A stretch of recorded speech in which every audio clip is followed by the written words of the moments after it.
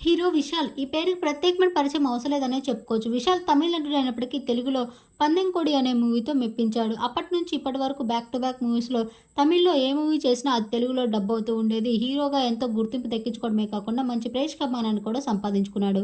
విశాల్‌కి గతంలో అనీషా రెడ్డితో ఎంగేజ్‌మెంట్ అయింది. వీరి ఎంగేజ్‌మెంట్ 2019లో చాలా ఘనంగా జరిగింది.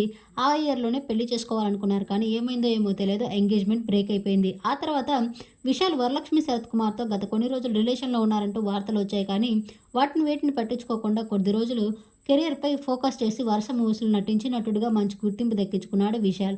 అయితే విశాల్ తనతో పాటు కలిసి 'యోగిదా' మూవీలో నటించిన హీరోయిన్‌తో గత 8 సంవత్సరాలుగా ప్రేమలో ఉన్నట్లు తెలుస్తుంది.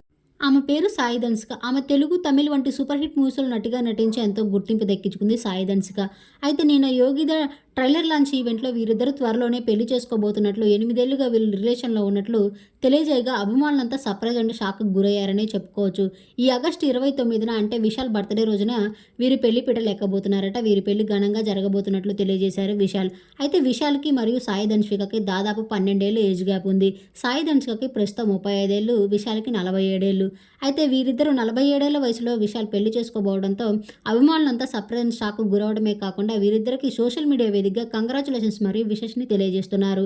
ప్రస్తుతం ఈ న్యూస్ సోషల్ మీడియాలో వైరల్‌గా మారిందనే చెప్పుకోవచ్చు. ఆ బ్యూటిఫుల్ మూమెంట్స్‌ని మీరు ఈ వీడియోలో చూసేయండి. ఈ వీడియో నచ్చితే లైక్ చేసి నా ఛానల్‌ని ఇప్పుడే సబ్స్క్రైబ్ చేసుకోండి. Thank you.